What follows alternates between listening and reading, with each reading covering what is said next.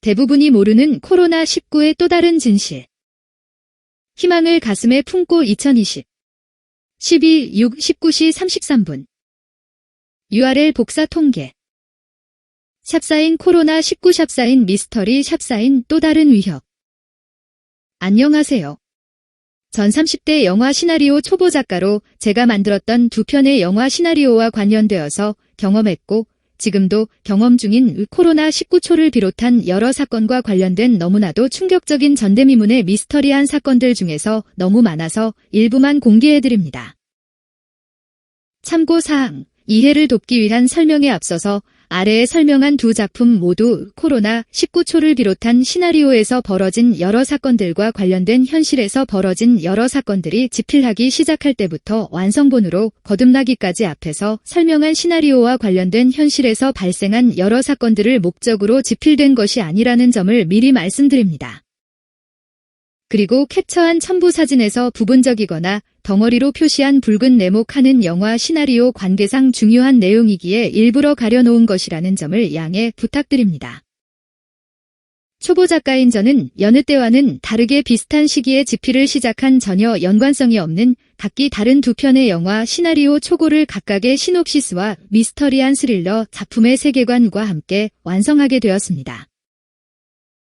한 편은 2026년 바이러스와 같은 감염병에 대응 가능한 신기술이 1년 전에 한국에서 개발되어서 이미 전 세계에 유통되고 있는 미래를 시작 배경으로 과거 학창시절 학교 폭력 가해자와 피해자였던 신기술을 개발한 두 성인 여성 중에서 피해자였던 여성이 당시 가해자였던 여성에게 과거에 자신에게 벌인 죄에 대한 책임을 물으며 발생하는 사건을 시작으로 펼쳐지는 신데렐라의 빨간 구두라는 제목의 재난, 로맨스 드라마이며 나머지 한 편은 슈퍼히어로가 영화, 만화책, 코스튬으로만 존재하는 우리가 사는 현실을 무대로 전설, 신화, 영화와 같은 가상의 이야기를 현실로 만들 수 있는 능력과 물과 비말로 된 안개 등 날씨를 좌지우지 가능한 능력이 기본 기술 중 일부인 테고 적 압도적인 감염체에 감염된 지옥녀라는 제목의 미스터리 스릴러이며 천둥의 신이면서 슈퍼히어로인 토르처럼 두 가지 형태의 직위를 가진 아주 독특하고 섬뜩한 여성이 어로의 복수극 이야기입니다. 샵사인 참고로 초기에 직접 그린 지옥녀의 각성후 모습도 존재합니다.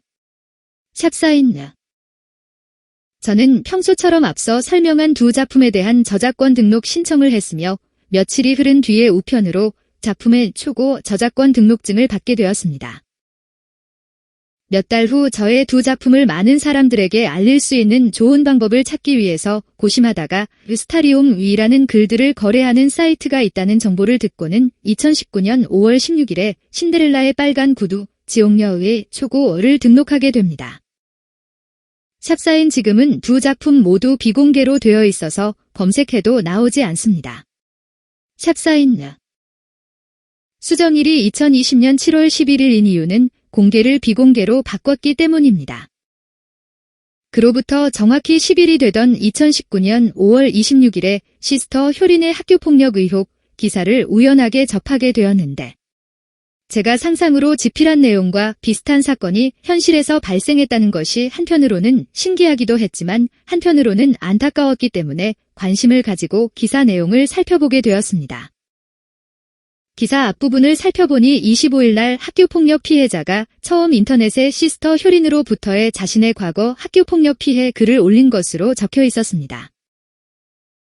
제가 스토리움 외 두 작품을 올린 날짜로부터 10일 만에 이런 사건이 발생한 점을 신기해하면서 기사를 살펴보다가 마치 무엇에 홀린 사람처럼 먼저 기사가 보도된 26일에서 기사 앞부분에 적힌 처음 인터넷의 피해자의 글이 올라온 25일을 빼자 나머지 숫자 1이 나왔고 이어서 생각난 처음 인터넷의 피해자 글이 올라온 25일에서 스타리움에 제가 글을 처음 올린 16일 빼자 이번엔 나머지 숫자 9가 나왔습니다.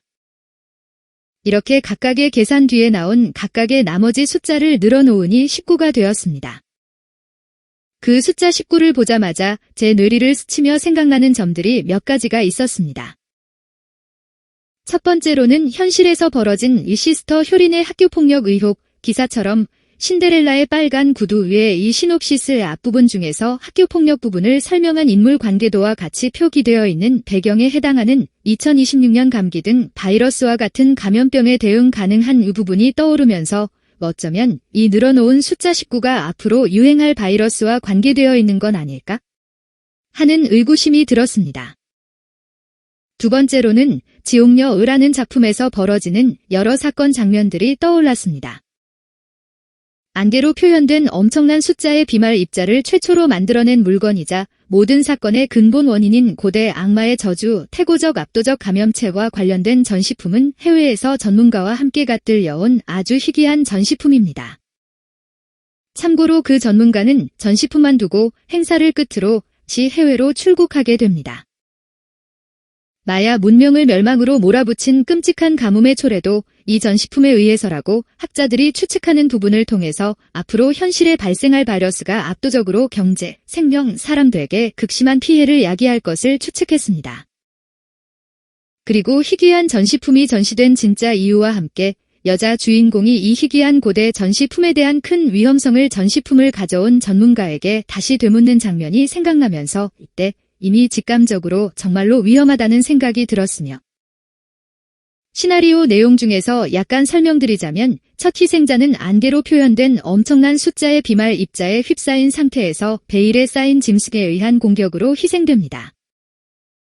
샵사인 참고로 베일에 쌓인 짐승이 지옥녀는 아니라는 점을 말씀드리며 동시에 동물의 정체는 영화의 스포일러와 관계 있으므로 공개하지 못하는 점 양해 부탁드립니다. 샵사인 참고 첨부사진 2번 줄거리 끝부분에 설명된 습격을 뜻합니다. 여자 주인공이 자신의 소중한 새 가족인 단 하나뿐인 새오빠를 위험한 상황에 빠뜨리지 않기 위해서 거리두기를 시작하는 첫 장면이 생각나면서 앞으로 발생할 호흡기 바이러스로부터 가족, 지인들을 지키기 위해서 앞으로 사회적으로 거리두기가 중요하게 될 거란 걸 이때 깨달았습니다. 참고로 말씀드리면 여자 주인공은 이때를 기점으로 개인적 복수를 달성하기 위해서 감정적으로 휘둘리지 않기 위해서 대부분의 사람들과 거리두기 즉 사회적 거리두기를 시행하게 됩니다. 위에서 첨부한 사진 5, 6, 7, 8 내용 부분들을 통해서 한국을 기준으로 해외에서 처음 이 치명적인 바이러스가 발생하게 되고 공항 등을 통해서 한국에 유입되며 바이러스의 시작은 어떤 짐승으로부터의 사람과의 접촉으로 시작된다는 점과 사람들의 왕래를 통해서 이 바이러스가 급격하게 전 세계로 전파된다는 사실을 깨닫게 되었습니다. 작품에 나오는 시골 마을의 사람들이 모두 제주도로 며칠간 여행을 떠나서 박물관 관계자 몇 명을 제외하고는 마을 자체가 텅 빈 유령 마을처럼 나오게 되는데 그 이유 중 하나가 고대 문명의 멸망 원인으로 유력하게 지목되던 고고학자들 사이에서 몇 년 전까지만 해도 실체가 없는 단순한 전설로만 전해지는 줄만 알았던 고대 악마의 저주, 감염체가 깃들었다는 전시물에 오인된 능력 때문에 피해를 입지 않기 위해서 관광을 겸해서 겁에 질린 마을 사람들 모두가 멀리 피신을 가게 된 것이기 때문입니다. 샵사인 고대 악마의 저주가 깃들었다는 전시물에 오인된 능력이란 전시물에 깃든 저주 능력이 사실은 저주가 아니라 태고적 압도적인 감염체를 뜻합니다. 샵사인 참고로 고대 저주는 처음부터 단어만 존재하고 내용은 생각한 적이 전혀 없습니다. 마을 사람들이 고대 악마의 저주로 오인된 감염체의 능력에 멀리 제주도까지 피신하는 바람에 마을이 유령 마을처럼 나오는 내용이 생각나면서 바이러스가 현실에서 발생하면 시나리오 내용처럼 거리에서 사람들이 유령무시처럼 사라지거나 사람 보기가 뜸해지면서 전 세계의 사회적, 경제적, 정신적으로 큰 파장과 큰 피해가 사방에서 동시다발적으로 일어난다는 사실을 이때 깨달았습니다. 그리고 처음 감염체의 능력으로 인해서 발생한 안개로 표현된 엄청난 숫자의 비말 입자에 노출된 주인공을 제외한 최초 접촉자인 박물관 주차장에서 담배를 피우다가 노출된 20대 박물관 경비원이 몸을 추위했다는 장면과 이어서 등장하는 박물관에 숨어든 주인공이 안개로 표현된 엄청난 숫자의 비말이 꽉 들어찬 전시실에 놓인 고대 악마의 저주, 감염체 와 관련된 전시품의 유리덮개를 벗겨내면서 유리덮개 내부에 자욱하게들 얹혀있던 비말 형태의 안개를 코와 입으로 모두 흡입하고 쓰러지는 시나리오의 핵심 사건의 시작 장면이 생각나면서 바이러스의 종류가 호흡기와 관련된 바이러스라고 생각하고는 조사를 하게 되었습니다.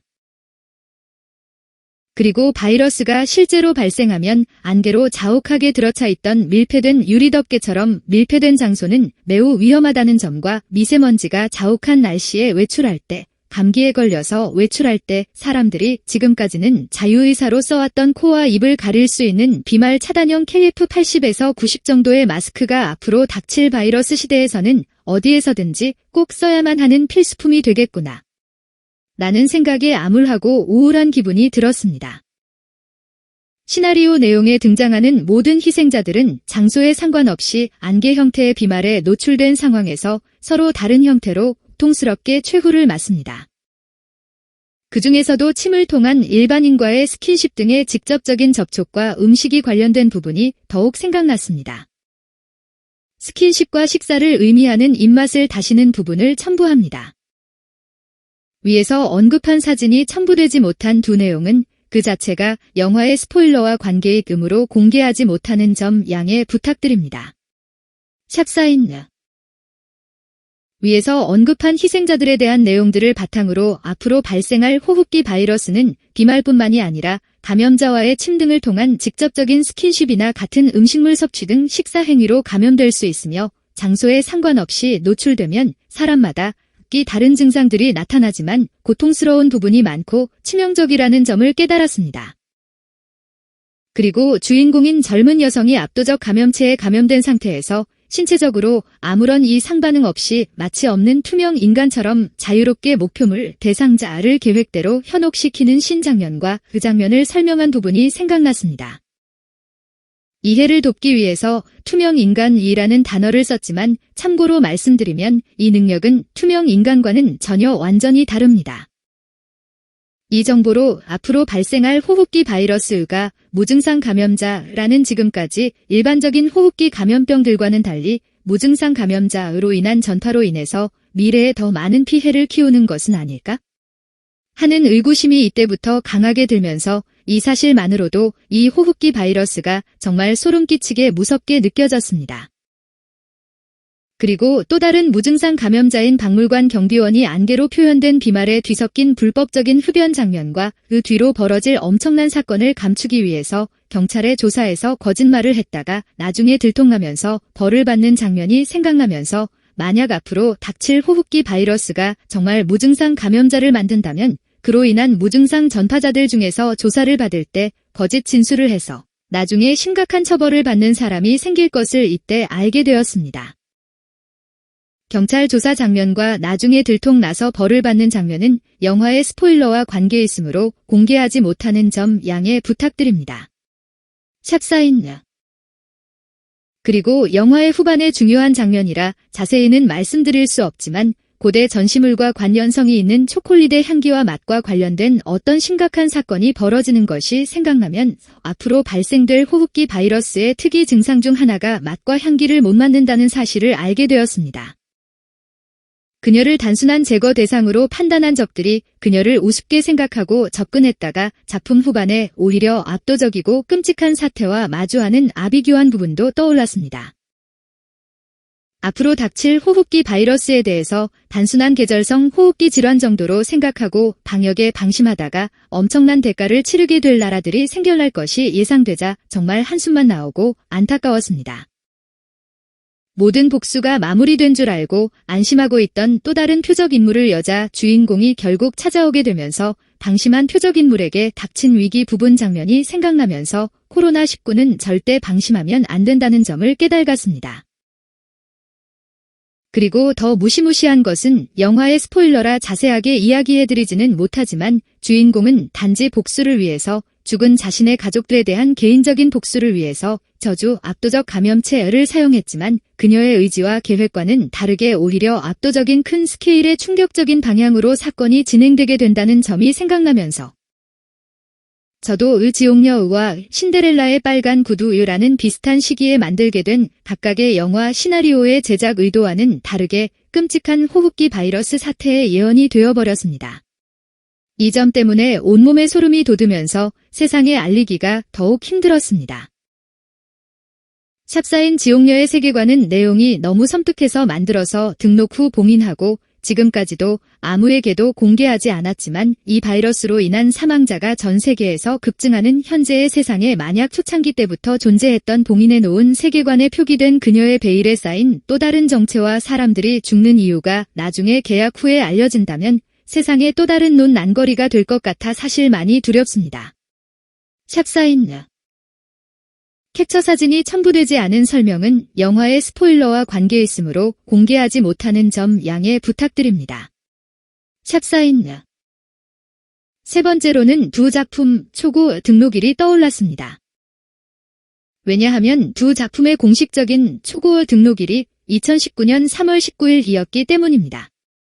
그래서 19일 앞에 붙은 3월을 한글로 3글자로 된 국내에서 호흡기 관련 바이러스로 거론된 적이 거의 없고 주인공과 압도적 감염체 둘 다와 동시에 관련 깊은 왕이 통치하다, 국왕의 다스리다와 직접 관련 있는 의뢰인 곱하기 사인과 관련 있는 바이러스 종류라고 찾다가 이름이 코로나 의 왕관을 뜻하는 일맥상통하는 바이러스 코로나 의를 찾게 되었고 그대로 초고 등록일인 2019년 3월 19일에 대입하자 2019년 코로나19가 되었습니다.